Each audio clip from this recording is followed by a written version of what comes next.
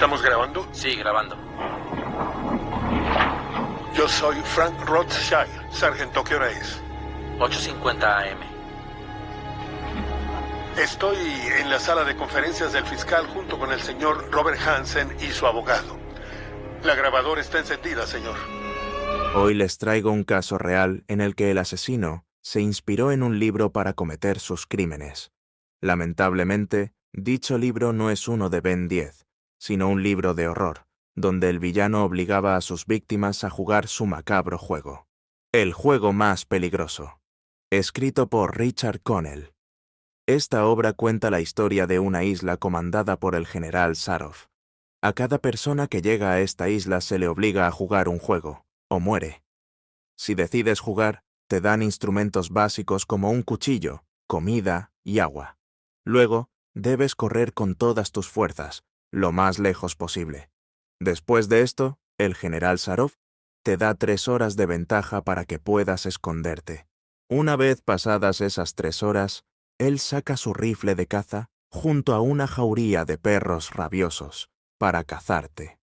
La única forma de salvarte es lograr escapar del general Sarov y sus perros durante 3 días. Si logras sobrevivir ese tiempo, ganas y puedes salir.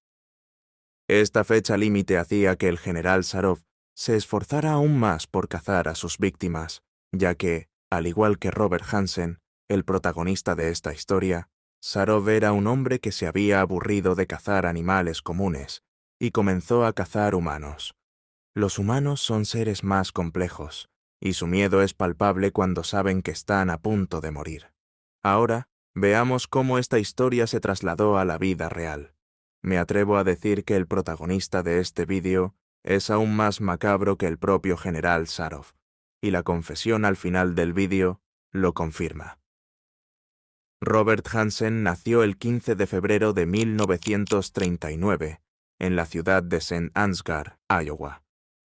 Robert tenía una buena relación con su madre, pero la situación con su padre, Christian Hansen, era muy diferente.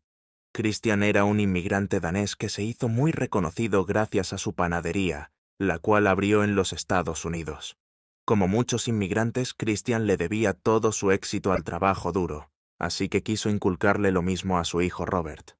Sin embargo, la dureza a la que Robert era sometido no tenía límites. El pequeño Robert era obligado a trabajar hasta horas de la madrugada en la panadería. Siempre que no lo veían siendo productivo, lo reprendían, y hasta por cosas sin sentido, como que Robert claramente había nacido zurdo, pero su padre lo obligaba a escribir con la mano derecha. Si Robert no estaba en la panadería de la familia trabajando, estaba en la casa siendo controlado. O, si no estaba en la escuela, la situación era igual de difícil, o incluso peor. Era claramente más pequeño y delgado que los demás chicos de su edad, y tenía un severo tartamudeo que destrozaba su confianza. En la adolescencia, el acoso sería aún peor, ya que desarrolló una grave apegadura debido a que su padre lo forzaba a hacer muchas actividades. Robert no tenía tiempo para hacer amigos ni para estudiar, y sus notas en la escuela cada vez iban de mal en peor, lo que llevó a que los profesores también lo rechazaran. Robert se sentía como un fracaso. Nadie lo veía como alguien valioso. Cada vez que intentaba hacer un avance con una chica, era cruelmente rechazado, ya que estaba mal visto estar cerca de él. En su adolescencia, Robert comenzaría a apreciar más uno de los hobbies favoritos de su padre, la caza de animales. Esta actividad hacía que Robert se sintiera libre, sin ninguna otra situación que lo atormentara. Empezó a obsesionarse con el control y con el estar solo en el bosque, sin que nadie le dijera lo que tenía que hacer. Esto lo hacía sentir libre. Este era un momento en el que nadie lo juzgaba, y solo tenía que seguir sus instintos de cazador. Como lo único que realmente le gustaba a Robert eran las armas, decidió alistarse en el ejército de los Estados Unidos. Sin embargo, al estar allí, se dio cuenta de que las actividades de un militar eran muy diferentes a las de un cazador.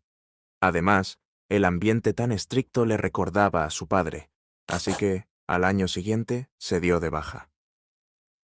Un evento muy importante en la vida de Robert ocurrió mientras aún estaba en el ejército, y este evento le cambiaría la vida para siempre. Por el acoso que había sufrido en su adolescencia, Robert había creado una especie de misticismo y, a la vez, un odio hacia las mujeres. A causa de la complejidad de ser virgen y del inmenso estrés que sufrían los militares, muchos se veían tentados a contratar a trabajadoras sexuales. En Nueva York, a Robert le presentaron este mundo, y lo vio como una oportunidad para perder su virginidad. Bueno, la experiencia no fue como esperaba. La mujer a la que Robert contactó le cobraba por ronda. Ya sabes, un solo round, y luego cada quien a su casa. Cuando empezaron, a Robert le gustó la nueva sensación, pero a los pocos segundos le sucedió algo muy común en una primera vez. En muy poco tiempo, botó el champán. Pero lo que marcó a Robert de este evento fue que, una vez que pasó lo sucedido, la trabajadora sexual se vistió, tomó su dinero y se fue fríamente. Esto hizo que Robert comenzara a sentir que había tirado su dinero. Pero lo más importante fue que empezó a desarrollar un mayor rechazo hacia las mujeres, viéndolas como seres despiadados y sin empatía.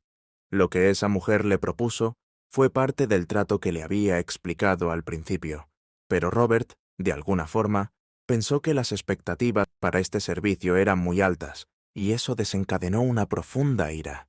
Este evento podría explicar su odio aún más intensificado hacia cualquier trabajadora sexual. Y como veremos más adelante, Robert solía ser muy vengativo. En los siguientes 2 años, Robert empezó a trabajar como asistente de instructor en una academia de policía, donde conoció a la mujer con la que se casó en 1960. En este punto, uno podría pensar, ¿y ahora? Es cuando Robert finalmente olvida su pasado y empieza a vivir una vida hermosa junto a su esposa por el resto de sus días. Pero no, los malos pensamientos que rondaban por su mente no habían desaparecido, y no tardarían mucho en salir a la luz. 5 meses después de casarse, el 7 de diciembre de 1960, Robert fue detenido por la quema del garaje de autobuses escolares de su exsecundaria. Esta quema fue de gran magnitud, causando muchos daños. Robert fue sentenciado a 3 años de prisión en una penitenciaría de Anamosa, Iowa. Allí se le diagnosticó un trastorno bipolar, episodios esquizofrénicos periódicos, y el psiquiatra determinó que Robert tenía una personalidad infantil y que estaba obsesionado con tomar venganza contra quienes él sentía que le habían ofendido. Robert solo cumplió 20 meses de su condena, saliendo de prisión a los 23 años. Ahora se encontraba peor que nunca. La prisión había madurado sus pensamientos sádicos y, además, su esposa tramitó el divorcio mientras él cumplía su condena, lo que dejó a Robert sin rumbo. No quería trabajar ni estudiar, y vivía del dinero que sus padres, quienes aún conservaban una buena posición económica. Fue en este momento que Robert comenzó a obsesionarse aún más con la caza, haciendo sesiones de horas e incluso días seguidos. También comenzó a robar, lo cual lo envió a la cárcel en varias ocasiones. Robert no tenía necesidad de robar. Lo hacía simplemente porque le excitaba la adrenalina de estar a punto de ser descubierto. Al poco tiempo, Robert se casó con una mujer llamada Darla, con quien tendría 2 hijos. A partir del nacimiento de sus hijos, parecía que Robert, por fin, logró encaminarse por el buen camino. Ahora trabajaba con todas sus fuerzas y cumplía la ley. Parecía estar intentando alejarse de su vieja imagen y, al mismo tiempo, de sus padres, a quienes aún les tenía rencor. Robert logró convencer a su esposa y a sus hijos de mudarse a Anchorage, Alaska, un lugar ideal para los amantes de la caza como él. Allí consiguió una buena casa a un buen precio y, además, un local que convertiría en una panadería, un negocio con el que ya estaba familiarizado gracias a su padre. La panadería de Robert Hansen se convirtió en un éxito durante los años siguientes. Su imagen se consolidó como la de un buen padre de familia que asistía a misa todos los domingos y un hombre de negocios exitoso. Tenía 2 casas, una cabaña, vehículos todoterreno, muchos empleados y hasta una avioneta. A mediados de los años 70, Anchorage experimentó un boom económico debido a la expansión petrolera en la zona. Esto atrajo a personas de todas partes de Estados Unidos que se mudaron a Alaska para aprovechar las oportunidades relacionadas con el petróleo. Los hombres, que no conectaban bien con las mujeres nativas y ahora enfrentaban el estrés del trabajo en Alaska, comenzaron a contratar servicios sexuales. La demanda fue tan alta que muchas mujeres de otras partes del país se mudaron a Alaska para ofrecer sus servicios. A pesar de las temperaturas extremas de alrededor de 20 grados bajo cero, las trabajadoras sexuales se adaptaron y abrieron bares y salas de striptease en una calle conocida como la Cuarta Avenida. Las tasas de alcoholismo y enfermedades venéreas aumentaron, pero la criminalidad se mantuvo estable. Sin embargo, a finales de los 70, comenzaron a correr rumores sobre un posible asesino serial en la zona, ya que varias chicas que trabajaban en la Cuarta Avenida desaparecieron sin dejar rastro. La policía no actuó rápidamente, ya que las víctimas eran mujeres migrantes que, como no eran locales, se asumió que podían haber simplemente regresado a sus hogares en otros estados. El 21 de julio de 1980, 2 electricistas encontraron lo que parecían ser restos humanos en un camino abandonado, a más de 40 kilómetros de Anchorage, en una zona llamada Knik River. Llamaron a la policía, y la encargada del caso fue la oficial Maxine Ferrell, quien, a pesar de ser discriminada por ser mujer, se encargó de la investigación. Al analizar el cuerpo, se determinó que era el cadáver de una mujer trabajadora sexual. Había sido asesinada con una puñalada en la espalda, pero debido al estado del cuerpo, era difícil identificarla. La policía reconstruyó el rostro de la víctima, conocida como el Look Nan, y la foto circuló por todo el país, pero nunca se descubrió su identidad. El 12 de septiembre de 1982, 2 oficiales fuera de servicio estaban cazando en un remoto bosque a más de 30 kilómetros de Anchorage, cuando encontraron una bota flotando en un lago. Al acercarse, descubrieron que la bota seguía unida al hueso de una mujer, y al investigar más, encontraron que había sido asesinada por un solo disparo. La zona donde se encontraba el cuerpo era popular entre los cazadores, y la bala encontrada en la escena correspondía a un rifle de caza. Además, el cuerpo parecía haber sido manipulado por el agresor, ya que tenía un vendaje en el cuello, lo que indicaba que podría haber sido usada para taparle los ojos antes de ser asesinada.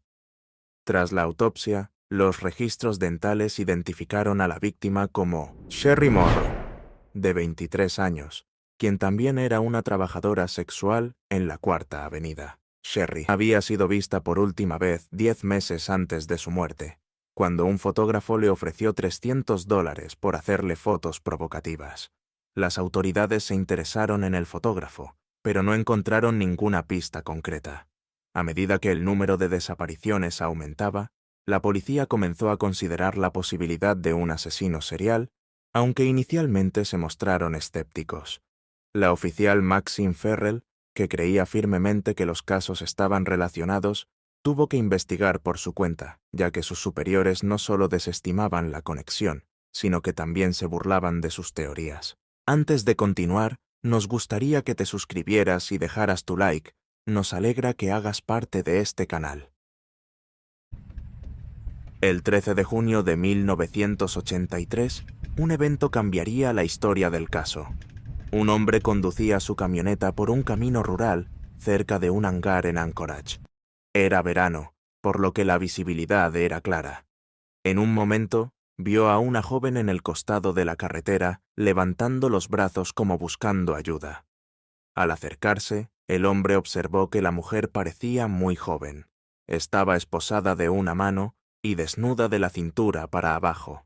Sin pensarlo, detuvo su camioneta al lado de la chica, pero antes de que pudiera bajar la ventana, ella rápidamente se subió al asiento del pasajero, azotó la puerta y agachó la cabeza, ocultándose de quienquiera que la estuviera persiguiendo. La actitud de la chica reflejaba un terror tan profundo que el conductor, sin preguntar nada, decidió no quedarse esperando y aceleró para salir de allí lo más rápido posible. Le ofreció llevarla a una estación de policía, pero ella se negó rotundamente. En cambio, le pidió que la llevara a un motel cercano. El hombre obedeció sin decir una palabra, conduciendo hasta el motel, donde la chica salió corriendo hacia una habitación.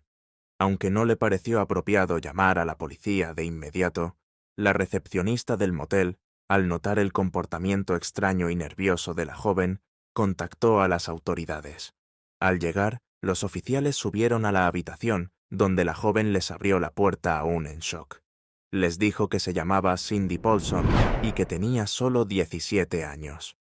Los oficiales, al ver que Cindy claramente había sido víctima de algún abuso, le quitaron la esposa de su muñeca y comenzaron a preguntarle sobre lo sucedido. Aunque inicialmente dudó, Cindy finalmente les relató su aterradora experiencia, y los oficiales quedaron asombrados por la valentía de la joven al contarles lo sucedido sin ocultar nada. Cindy relató que trabajaba como prostituta en las calles de Anchorage. La noche anterior, un hombre se detuvo a su lado en un auto. A pesar de su apariencia tranquila, con barba y lentes, Cindy no lo vio como una amenaza y aceptó subirse a su vehículo.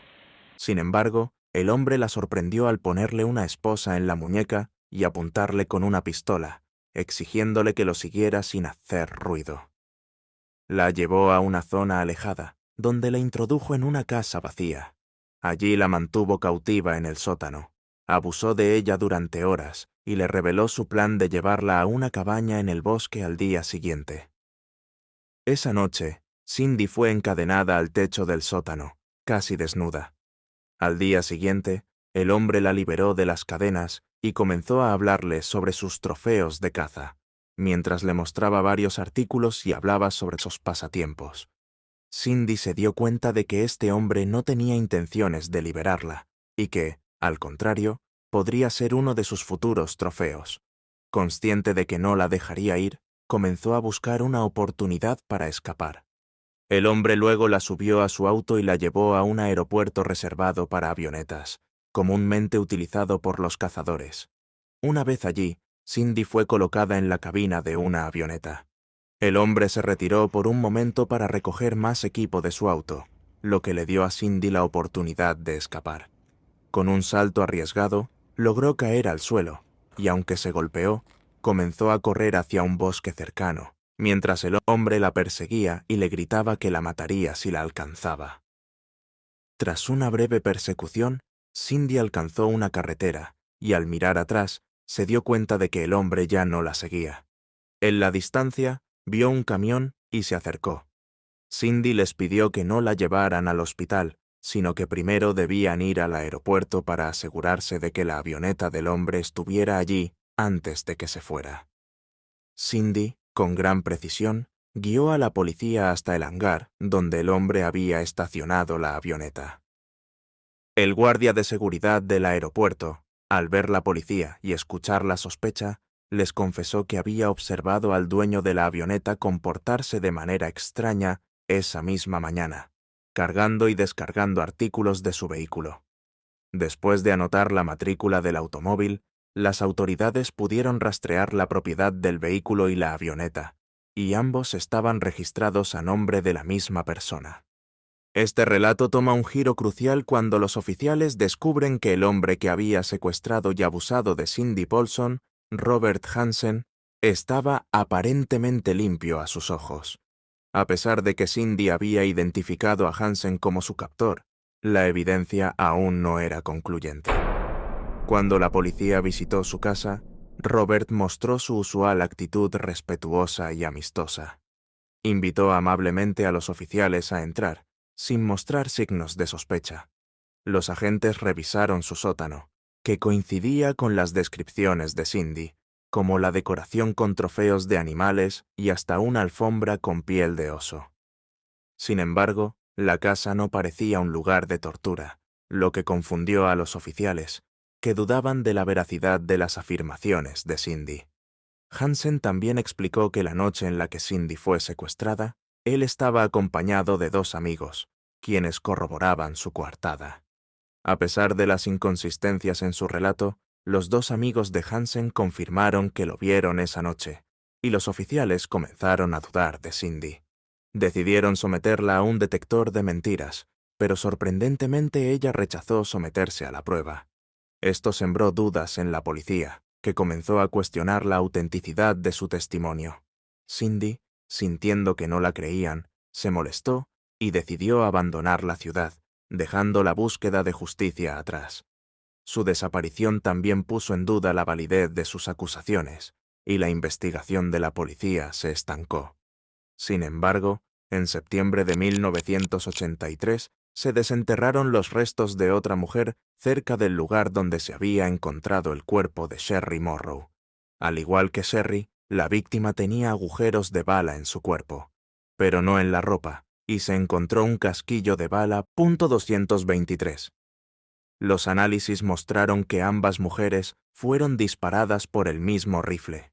La nueva víctima fue identificada como Paula Golding, una bailarina exótica de 21 años. Este descubrimiento fue el punto de quiebre para la policía, que finalmente comprendió que estaban enfrentando a un asesino serial. La falta de experiencia de la policía en casos de asesinos seriales llevó a las autoridades a solicitar la ayuda de un perfilador del FBI, John Douglas. Douglas, conocido por su habilidad para crear perfiles de criminales, necesitaba información detallada para poder identificar al asesino. Para ello, se formó un equipo encabezado por el sargento Glenn Flow.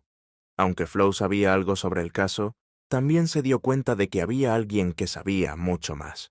Maxine Ferrer, una mujer que había recopilado pistas durante años sobre el asesino, aunque sus teorías no fueron tomadas en cuenta inicialmente.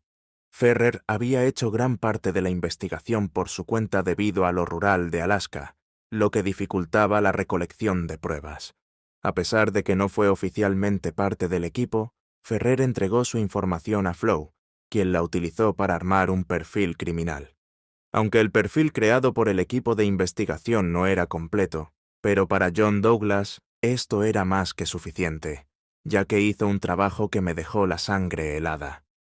Toma en cuenta que el evento con Cindy no se tomó en cuenta para esta investigación debido a las dudas que se tenían sobre ella.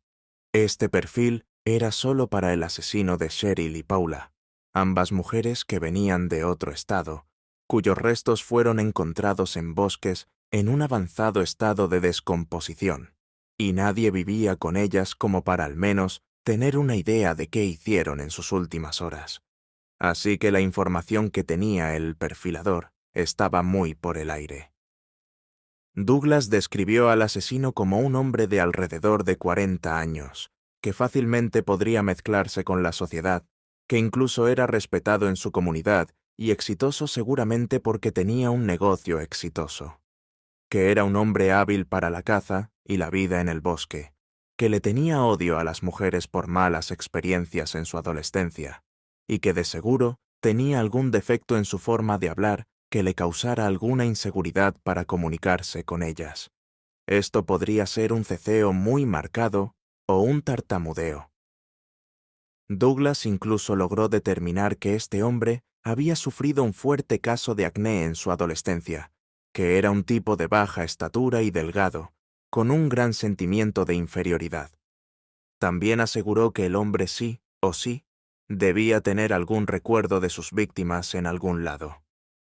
Douglas, antes de realizar este perfil, le pidió a la policía que no le dieran ninguna pista de los sospechosos que tenían, y, aún así, describió a Robert a la perfección, quien aún conservaba las cicatrices del terrible acné que sufrió en la secundaria. Una vez Douglas vio a Robert y conoció su historia, no dudó y lo puso como sospechoso principal, pero solo había un problema.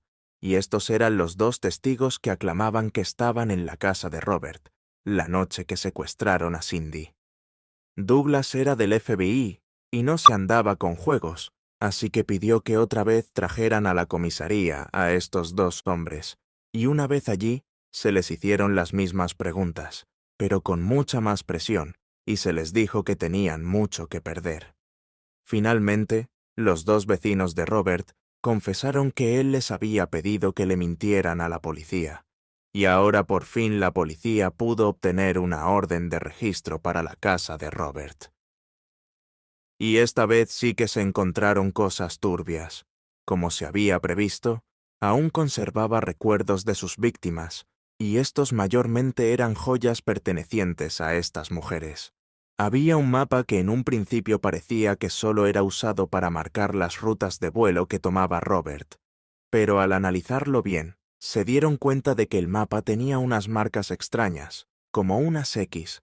Al fijarse bien en una de esas X, vieron que estaba justo en el mismo lugar donde se encontró el cuerpo de Sherry Morrow, y las demás X daban con los lugares donde se encontraron los cuerpos de otras víctimas. Entonces, al parecer, Robert sí que registraba a sus víctimas con estas X, y en total en el mapa habían 21 de ellas. Hasta el momento, se le habían hecho muchos interrogatorios a Robert, pero para nada él confesaba.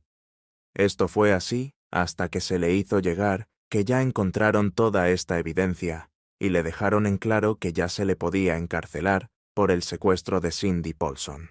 Y viendo que el sistema no trata nada bien a los que se quedan callados, Robert se animó a confesar, pero que para ello le tenían que cumplir una condición, y esta era que solamente se le juzgara por las muertes de los 4 cuerpos que la policía ya había encontrado, y que si él confesaba, que los medios no cubrieran mucho el caso, ya que no quería que esto afectara la imagen de sus hijos. Estaba más que claro que Robert había asesinado a muchas más personas, y el FBI le dijo que no iban a hacer ningún trato si no se encontraban a las demás víctimas. Así que quedaron en un punto medio en el que sí, él iba a confesar todo lo que había hecho, pero que solo se le imputarían los cargos por 4 asesinatos. Hicieron un contrato, Robert firmó, y, de esta manera, nos haría saber a todos el macabro juego que les hacía jugar a estas pobres mujeres. Robert era un adicto a la adrenalina de estar a punto de ser atrapado, pero en su mente pensó que si otra persona junto a él también tenía esa adrenalina, él se excitaría aún más, y, en este caso, esa otra persona sufriría la adrenalina de que estaba a punto de perder su vida por algo que le acechaba en el bosque. Robert veía a las trabajadoras sexuales como seres inferiores y, como eran personas en una situación vulnerable, estas eran sus víctimas favoritas. Si estas mujeres estaban completamente solas, las raptaba al igual que hizo con Cindy. Pero en la mayoría de ocasiones no era así, ya que estas mujeres estaban en clubes, bares o salas de masajes. Primero, Robert les daba una buena propina, y les decía a estas mujeres que muchos soñaban con el hecho de vivir como modelos o en el mundo del espectáculo en general, que él era un fotógrafo famoso y que, por su hermosa figura, quería hacerles una sesión de fotos. Cuando una de estas mujeres por fin aceptaba, él les decía para quedar en algún sitio. Este, mayormente, solía ser un local de comida rápida. Una vez era el día, Robert las esperaba en su auto minutos antes de la hora pactada. Esto para ver si la mujer llegaba sola o acompañada. Si iban acompañadas, simplemente él se iba, y si estaban solas, él las alcanzaba con su auto para hacer ver que justo acababa de llegar. De ahí, las invitaba a subirse al asiento del pasajero. Robert manejaba un auto de clase alta, y estas mujeres, una vez allí, no sospechaban nada, así que se subían al auto, esto sin saber que en la misma puerta por la que ellas entraban, ya había una esposa pegada a la puerta. Robert hacía ver como que las ayudaba a ponerse el cinturón de seguridad, pero esto era para estar lo suficientemente cerca de ellas como para esposarlas de una mano. Luego sacaba su pistola. Robert presumió que hizo esto tantas veces que ya era memoria muscular, le salía automáticamente y siempre le funcionaba. A continuación, les decía a sus víctimas que se callaran y que si cumplían sus deseos, él las iba a dejar libres. Siempre soltaba eso de que las iba a dejar libres, y la única función de esto era para tener más placer al final del juego. Luego, llevaba a estas mujeres a su casa y las encadenaba en el sótano para poder abusar de ellas hasta el cansancio. A la mañana siguiente, a primera hora, las llevaba al aeropuerto donde estaba su avioneta y así volar hasta su cabaña. Esto era lo mismo que él hizo con Cindy, solo que ella fue la única de las que se cree, 17 víctimas, que pudo salvarse de esto. Una vez llegaba a su cabaña, desnudaba a la víctima por completo, la esposaba por las 2 manos y le ponía una venda en los ojos. Y aquí encima jugaba psicológicamente con ellas, diciéndoles, «¿Ves? Soy un hombre de palabra. Ya te liberé. Ahora corre por tu vida». En estos momentos, las víctimas lo primero que hacían era bajarse la venda de los ojos y correr con todas sus fuerzas en medio del bosque. En principio, solían ir muy rápido. Daba igual que se cayeran en medio de la nieve. Solo corrían por su vida en busca de ayuda.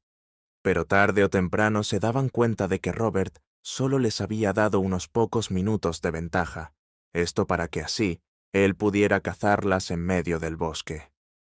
A Robert le gustaba la adrenalina, pero tampoco se exponía mucho, ya que ese bosque estaba rodeado por un lago, así que daba igual qué tanto corrieran sus víctimas. Estas tenían un área límite para esconderse. Si salían de ella, se ahogaban.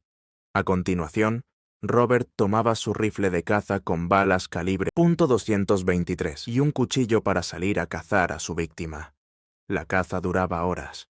En algunas ocasiones, le tomaba casi todo el día. El área era muy, pero muy grande.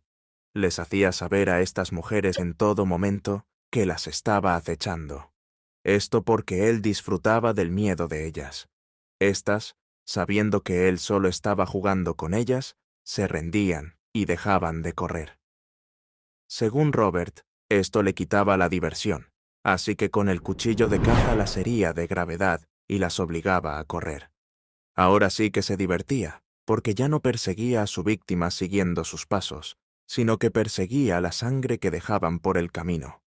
Ya otras, que le caían mejor, buscaba asesinarlas de un solo disparo, así como se hace en la caza. Luego les quitaba las esposas, las vestía de vuelta y finalmente las enterraba.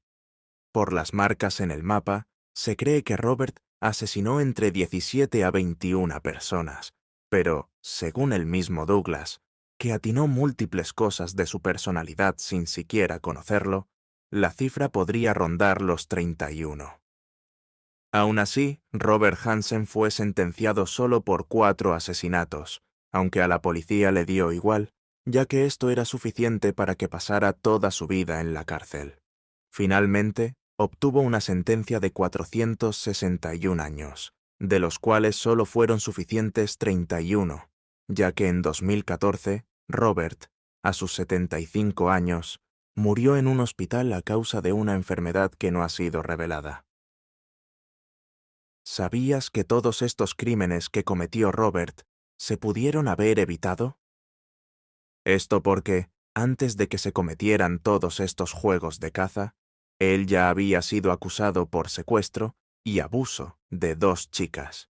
Y estas ni siquiera eran trabajadoras sexuales. Una de ellas tenía tan solo 17 años. Esto pasó en el mismo Alaska, y él ya contaba con un historial criminal en este estado. El caso fue serio, ya que las 2 chicas lo acusaban a él directamente. Fue llevado a juicio, pero él solamente logró librarse porque pagó una gran fianza y, además, les dio una buena cantidad de dinero a los familiares de las víctimas por debajo de la mesa. Esto no está bien, que alguien pueda librarse así tan fácil pagando dinero. Pero digamos que, desgraciadamente, el sistema funciona así y las cosas son como son. Lo que yo no entiendo es por qué, Cuando Cindy acusó a este tipo diciendo que había abusado de ella ya conocía su carro, conocía su sótano, conocía su avión, conocía su casa, conocía todo, y dio detalles exactos de cómo pasó todo esto. La policía, aún así, no le creyó. Decían, no, pues, ¿cómo tú puedes creer que este hombre haya sido tu abusador? Él solamente se dedica a hacer panes con ajonjolí. Si llegaste hasta aquí, comenta qué te pareció este recorrido por una historia tan impactante. Suscríbete para más contenido en el futuro. Gracias por tu apoyo.